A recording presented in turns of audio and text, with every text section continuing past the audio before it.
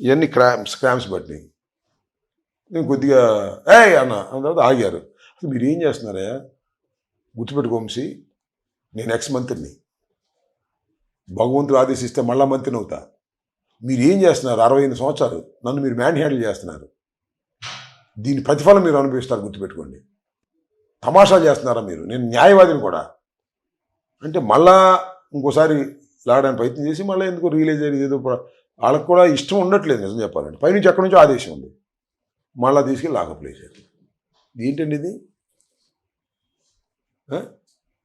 అదేమంటే మీరు త్రిపుల్ చేశారంటారా? అంటే త్రిపుల్ చేశారు. త్రిపుల్ మీద మీరు చేసిన దాడి అంతా ఇంత కాదు కదా. అది నిజమో కాదో నాకు తెలియదు. ఇప్పుడు ఆ కేసులో నాకు జరిగింది కూడా అరెస్ట్ అయింది కదా.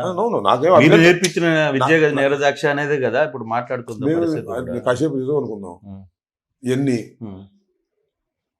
తెలుగుదేశం మీద ఆఫీసు మీద మేము చేయించాం అనుకుందాం, పట్టాభి మీద మేము చేయించాం కాదు, మీరు చేయించుకోలేదు.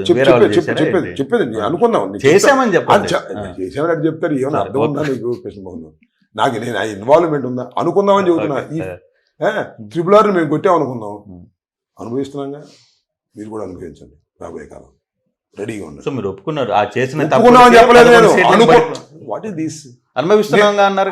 కాదు నేను చెప్తున్నాను. నువ్వు ఆ రకమైన వాతావరణాన్ని క్రియేట్ తీసుకొచ్చారు కాబట్టి, ఏది త్రిపుల్ ఆర్ను కొట్టారని, దాడులు చేశామని అనుకున్నాం ఫర్ ఏ వైల్. ఓకే, దానికి ఇది నమ్మారుగా జనం, మీ ఓటోళ్ళు అనుభవిస్తున్నాగా. అంతకన్నా ఎక్కువ చేస్తున్నారుగా మీరు అనుభవిస్తారుగా. సిద్ధంగా ఉండని చెబుతున్నా. That is my political dialogue. అంటే ఇంకేమన్నా రాంబాబు ఒప్పేసుకున్నాడు, ఆ త్రిపుల్ ఆర్ను కొట్టిన మాట నిజమేనంట, రాంబాబు అక్కడే ఉన్నాయంట, తెలుగుదేశం ఆఫీస్ మీద దాడి కూడా నిజమేనంట. నువ్వు చెప్తే నేను కాదన్నా. ఇది కాదు ఇది సందర్భం. ఇఫ్ సో అయితే నిజం అనుకుంటే అనుభవిస్తున్నాగా, మీరు అనుభవించండి, రెడీగా ఉండండి. That is my political dialogue. 18 రోజులు జైల్లో ఉన్నారు కదా, ఫస్ట్ టైం కదా మీరు జైలు అంటే మీ పొలిటికల్ కెరీర్. ఓకే ఏంటి అక్కడ యాటిట్యూడ్ ఏం చేశారు ఈ 18 రోజులు? ఎట్లా మైండ్ సెట్ని చేసుకున్నారు? బుక్స్ రాశారా? పేపర్లు చదవడం? పేపర్లు ఉన్నాయి, పుస్తకాలు ఇస్తారు. మనతో పాటు అక్కడ ప్రిజనర్స్ ఉంటారు, వాళ్ళతో నాలుగు సేపు ఎక్కడ దూరంగా ఉండి మాట్లాడతాము, టైంకి తింటాము, టైంకి పడుకుంటాము, అంతే. అక్కడ మీకేం స్పెషల్గా ఏమి లేవు, స్పెషల్గా ఏమీ లేవు. మీరు 18 రోజుల పాటు అక్కడ వాళ్ళ ఫుడ్ ఎలా తిన్నాం? ఎలా అంటే బతకడం కూడా తినాలి కదా. 18 రోజులు అంటే తొందరగా వచ్చాయి అకార్డింగ్ టు మై ఇది కూడా వాస్తవంగా. ఇంకా 18 మాసాలు ఉంటాను కానీ సిద్ధంగా నేను వెళ్ళుకున్నా. నేను ఐ ప్రిపేర్డ్ ఫర్ దాట్. ఒక కేసులో బెయిల్ వస్తే ఇంకో కేసులో వారెంట్ వస్తుంది, ఇంకో కేసు పెడితే ఇంకో స్ట్రాటజీగా పెట్టారు. పెట్టుకొని ఏమైంది? జీవితాంతం దానిలో ఉంచరుగా. నేను శంవై రానుగా, నడిచే వస్తాగా. రాజమండ్రి నుంచి మీరు విజయవాడకు వచ్చేటప్పుడు కూడా, గుంటూరుకు వచ్చేటప్పుడు కూడా ఎందుకు మీరు పదే పోలీసులతో ఆర్గ్యుమెంట్ చేసుకుంటూ పదే పోలీసులు ఎందుకు కాపాలి? నాకు చెప్పండి. మిమ్మల్ని 30 సెక్షన్ ఉంది కదా, 30 సెక్షన్ పెట్టారు కదా వాళ్ళు. ఉన్నప్పుడు మీరు జాగ్రత్తగా ఇది చేయాలి కదా. అంటే మీరు అంటారు నా ఇంటి మీద జరిగిన పోలీసులు అంటే నేను కారులో వస్తే 10 కార్లు నా ఎమ్మడి వస్తే 30 సెక్షన్ పనిచేస్తుంది. ఏం ధర్మం అండి ఇది? నా ఇల్లు తగలేస్తుంటే 30 సెక్షన్ పని చేయదా? 144 పని చేయదా? లాఠీలు పని చేయవా? తుపాకులు పని చేయవా? ఏంటండి ఇది? ఇదేనా ధర్మం? ఇదేనా న్యాయం? అవును, అంబటి రాంబాబు మంత్రి రాజమండ్రిలో రిలీజ్ అయ్యాడు. 10 మంది రారండి? నేను అనాథనా? పొలిటికల్ పార్టీ లేదా నాకు? 10 మంది రారా? 10 కార్లు రావా? ఏమైపోయింది నీకు? వదిలితే వాళ్ళని 30 సెక్షన్ ఉందంటావు. ఇక్కడ 30 సెక్షన్ లేదు. జగన్మోహన్ రెడ్డి గారు తాడేపల్లిలో ఎవరినైనా పరామర్శించడానికి వెళ్తే 30 సెక్షన్ వస్తుంది. అంబటి రాంబాబు ఇంటి మీద దాడి చేస్తే 30 సెక్షన్ రాదు. ఏం ధర్మం ఇది అని అంటున్నాను. లాజిక్ పాయింట్ అవుతుంది, చట్టం కాదు, లాజిక్ అడుగుతాం. దీనికి సమాధానం చెప్పుకోవాలి కానీ అక్కడి నుంచి ఇక్కడికి వచ్చేదాకా ఎన్నిసార్లు ఆపుతారండి? నా ఎమ్మటి 10 కార్లు రావండి? నేను ఉన్న కేడీనా లేకపోతే దొంగనా నేను సింగిల్గా రావడానికి? ఐఎమ్ ఏ పొలిటీషియన్, మాజీ మంత్రిని, 2 సార్లు శాసనసభకు ఎన్నికైన వాడిని, రాజశేఖర రెడ్డి వెంట నడిచిన వాడిని, జగన్మోహన్ రెడ్డి వెంట నడుస్తున్న వాడిని. పెద్ద political party, 40% of vote share ఉన్నటువంటి పొలిటికల్ పార్టీ.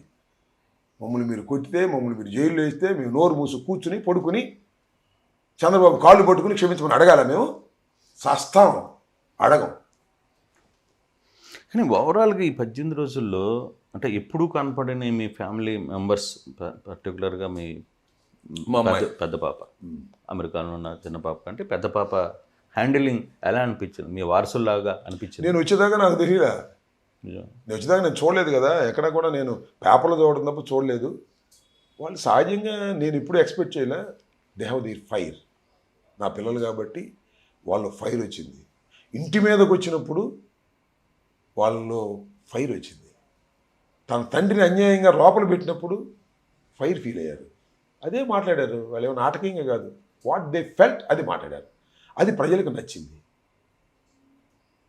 మంచి ఆర్గ్యుమెంట్ చేస్తున్నారు వీళ్ళు అనేటువంటి భావన కలిగింది. Good.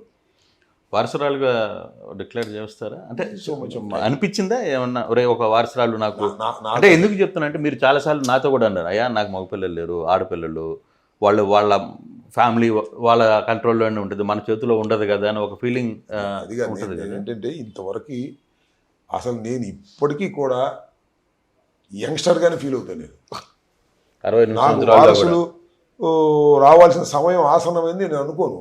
That is my mind set. వారసులు రానందుకు వచ్చేస్తారండి. సంబరాలు రాంబాబు అంటే ఇదే. వారసులు వచ్చినప్పుడు వచ్చేస్తారు, ఏముంది. నేను నిష్క్రమించాల్సిన సమయం వచ్చినప్పుడు ఆలోచిస్తా. నేను నిష్క్రమించేటటువంటి ఆలోచన నాకు ప్రస్తుతానికి లేదు. వచ్చినప్పుడు నా వారసులు 68 అండి మీకు. మేబీ మీ నాయకుడు రాజశేఖర రెడ్డి 60తో అది చాలాయా అన్నాడు. మేబీ సార్, నేను అట్లా ఫీల్ అవ్వను అంటున్నా. నేను నాకు ఇంకా చాలా భవిష్యత్తు ఉన్నట్టుగా ఫీల్ అవుతా. మొన్న మోడీ ఒక మాట చెప్పాడు, మీకు 75 సంవత్సరాలు సార్ అన్నారంట ఎవరో, ఇంకా 25 సంవత్సరాలు మిగిలింది అన్నాడంట. నేను చదివా అక్కడ. అంటే ఇప్పుడు నాకు 60 ఏంటంటే ఇంకెంత మిగిలింది, 32 సంవత్సరాలు మిగిలింది అని అనుకుంటా నేను. That is my mind set. ఇప్పుడు యంగ్గా ఉండాలనుకుంటారు. అండ్ లైక్ దట్ అది ఉండాలి మనిషికి. అదే కదా ముందుకు నడిపించేది. నేను హ్యాపీగా ఫీల్ అయ్యేది, నేను అలా ఎగ్జిట్ అయ్యి జైలుకి వెళ్ళిన 18 రోజుల్లో నేను లేను అనే లోటు లేకోకుండా నా కుమార్తె తీర్చింది. నా అమెరికాలో ఉన్న కుమార్తె కూడా ఒక వీడియో పెట్టింది. Felt very happy. ఏదైతే నా ప్రత్యర్థి రాజకీయ పార్టీలు నన్ను ఏ విధంగా ఇబ్బంది పెట్టాలనుకున్నారో ఆ ఇబ్బందులు ఏమీ నాకు జరగలేదు. ఆ ఇబ్బందులు జరిగినా అవి ఇబ్బందులుగా భావించను. సో ఇక్కడ ఆ రోజు జరిగిన దాడికి కొంతమంది పేర్లు చెప్తున్నారు. లోకల్గా మీ టీడీపీ ఎమ్మెల్యే, మీ టీడీపీ ఎంపీ, వీళ్ళ పేర్లు చెప్తున్నారు కదా. నేను చెప్పాల్సిన వీడియోలు చూడండి. అదే కదా మీరు చెప్తారు కదా, పబ్లిక్ కూడా చెప్తుంది. ఏంటి వాళ్ళకి ఏమన్నా మీరు ఏంటి సమాధానం ఏం చెప్పబోతున్నారు? నేనేం సమాధానం, కాలం సమాధానం చెప్పింది, భగవంతుడు సమాధానం చెప్తాడు. కేసు రిపోర్ట్ ఇచ్చాం, వాళ్ళకి బెయిల్ ఇచ్చేసారు.